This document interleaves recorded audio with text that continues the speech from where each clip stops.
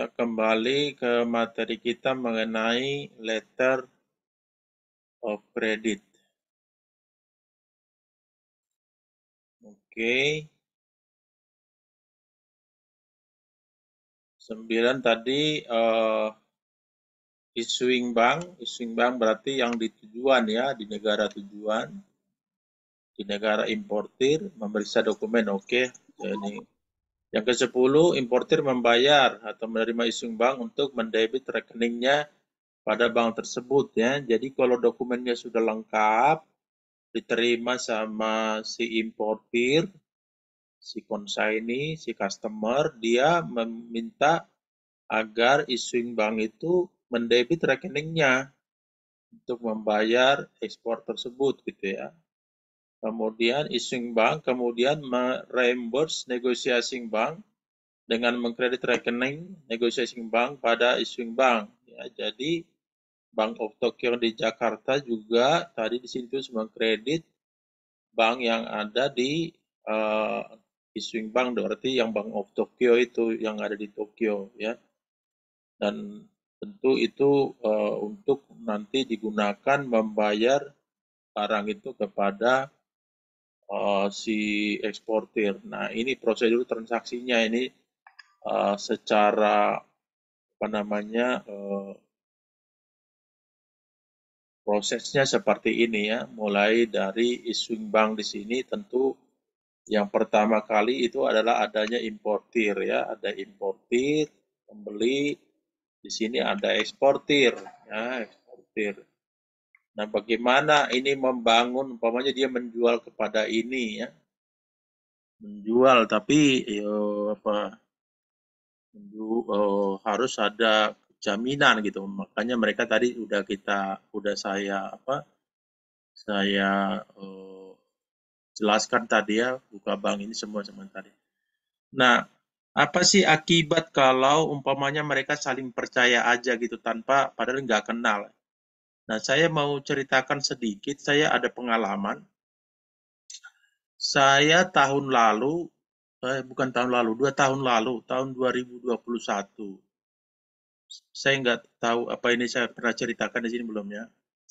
2021 kami kan buka perusahaan importir barang-barang dari luar negeri. Nah, kemudian kita ingin mengimpor kertas, mau jual kertas di Indonesia gitu.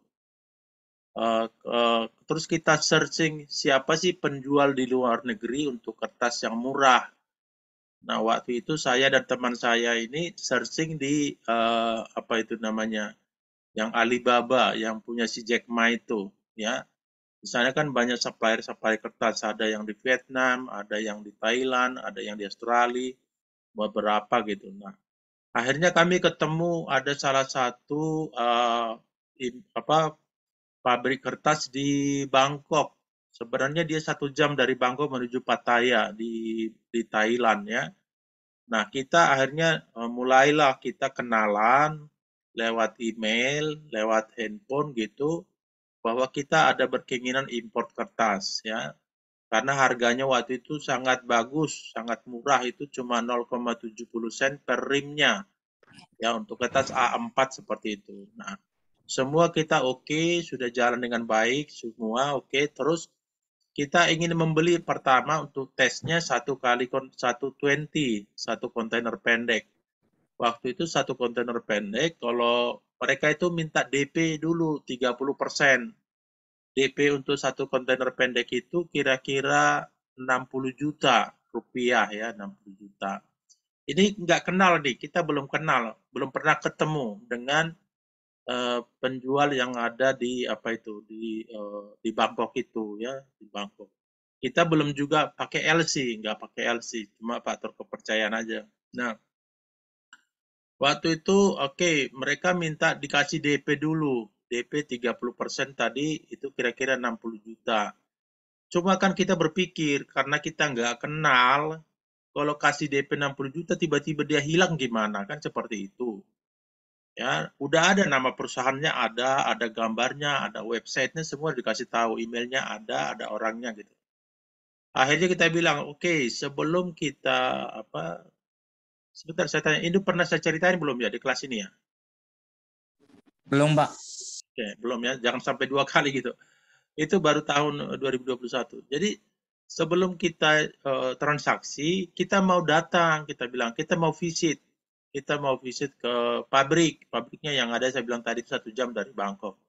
Oke, sepakatlah kami berdua dari sini berangkat ke Bangkok, naik pesawat, kemudian kita nginap di Bangkok di hotel. Nah, perjanjiannya kita mau meeting kira-kira jam 10 sampai jam 11 lah, antara bisa jam 10, bisa jam 11 waktu di Bangkok gitu ya.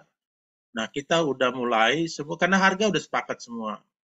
Terus kita tetap komunikasi lewat handphone masih oke semua.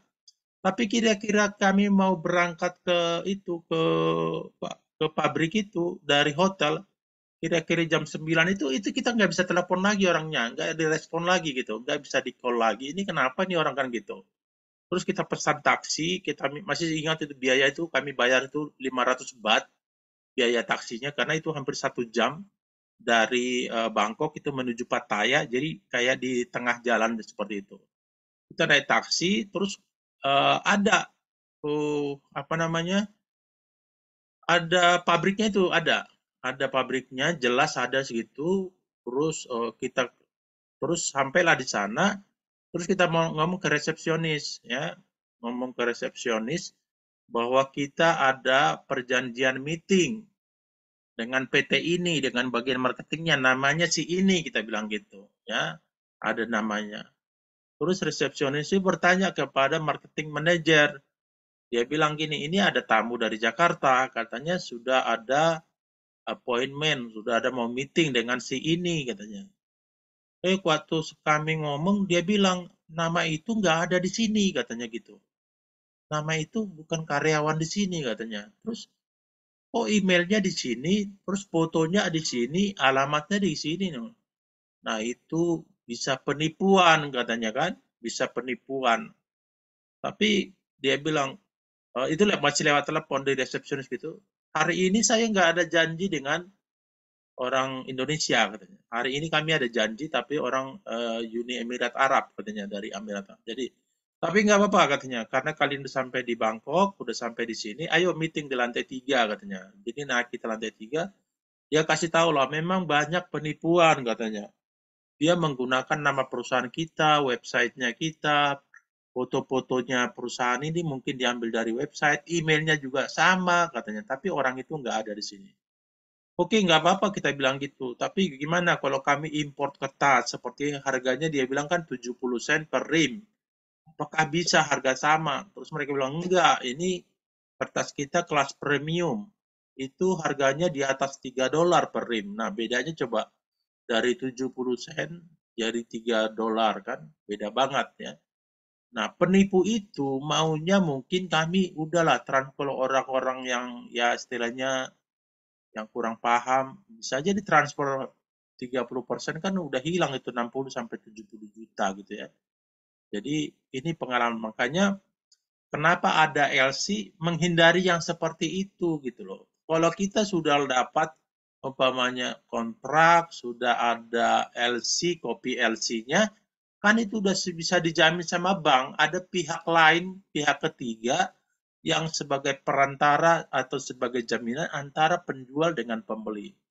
Nah, karena kami tidak menggunakan LC, ya kita juga tidak mau bodoh juga bahwa kita main terima, main percaya aja. Akhirnya kita harus suruh datang meeting, kita berdua itu, ya kita anggap aja waktu itu karena udah kesel gitu ya. Aduh, oke, sorry kata mereka itu, walaupun bukan kami, but you must be careful katanya gitu.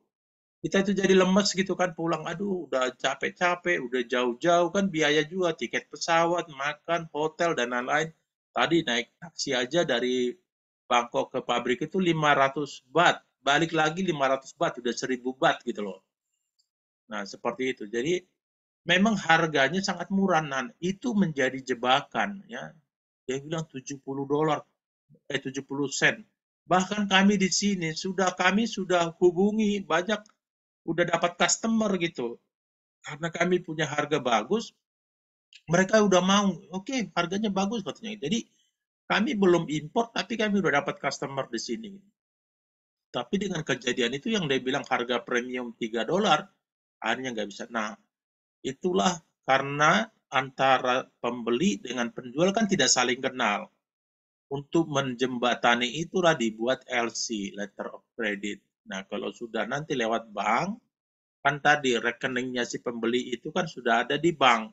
Ketika dia nanti menerima BL, menerima dokumen-dokumen yang sesuai dengan LC, berarti si bank tinggal menginstruksikan untuk rilis atau bayar kepada si eksportir ya. Ini pengalaman nyata yang saya alami gitu ya. Waktu itu kita jadi lucu juga.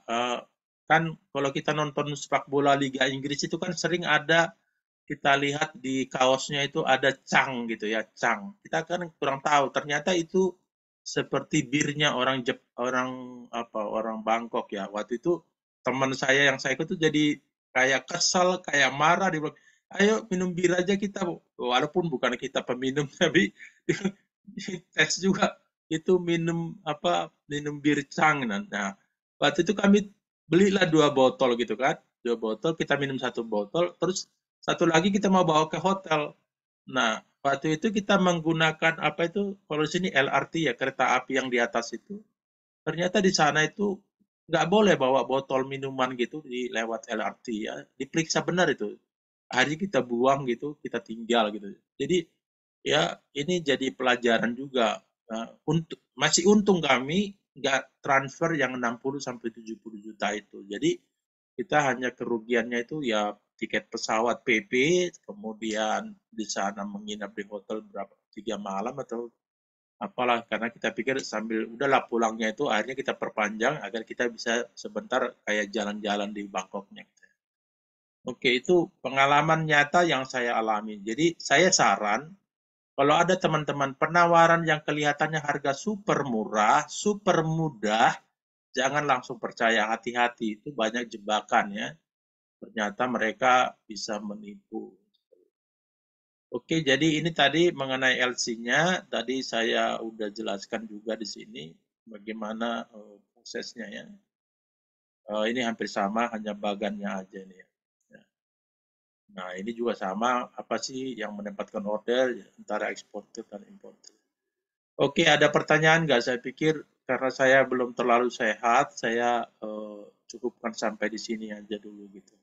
Ada pertanyaan, silakan kalau ada. Nggak ada sih, Pak. Yang lain adakah? Oke, kalau nggak ada, tapi kalau nanti ada kepikir pertanyaan, mungkin bisa di WA grup juga ya.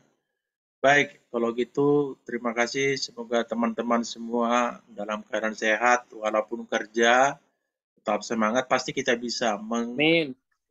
membagi waktu ya, waktu kita sama, waktu kamu 24 jam, waktu saya 24 jam, waktunya menteri 24 jam, waktunya Jokowi juga 24 jam, artinya sesibuk apapun kita punya waktu yang sama, kita kelola itu dengan baik. Jangan juga karena kerja melupakan keluarga, jangan juga melupakan pekerjaan gara-gara keluarga. Jadi must be ada keseimbangan di semuanya. Memang tidak mudah bekerja, kerja, ya, tapi itu satu kebanggaan bahwa kita memperjuangkan ya. Kalau orang lain kuliah itu untuk cari kerja, kalau kita mungkin karena kerja kita kuliah, itu bedanya gitu. Dan soal pintarnya, saya yakin kalian di bidang kalian sekarang itu lebih pintar dari saya. Jadi saya juga harus bisa belajar juga ya. Mungkin saya di bidang saya di logistik oke, okay. Walaupun itu saya cuma tahu kulit-kulitnya aja, tapi kita juga bisa juga saling sharing. Karena pernah ada waktu belajar di Goods barang berbahaya, ternyata dia kerja di kantornya itu menghandle barang berbahaya gitu. Waktu dia tanya mengenai barangnya dia, saya nggak ngerti gitu. Karena barang berbahaya itu kan di Goods itu juga dalam ya, banyak itu detailsnya, banyak jenisnya gitu ya. Jadi semoga teman-teman juga sehat. Doakan juga saya biar karena ini masih lemas gitu ya, apa ya, lututnya seperti lemas. Mau bicara masih sering ke kamar mandi, jadi itu membuat saya nggak kuat umpamanya nyetir juga mau ke kampus. Baik, terima kasih, selamat malam, sampai ketemu minggu depan. Semoga sehat, Pak. Terima kasih, Pak. Selamat sehat, Pak. Terima kasih.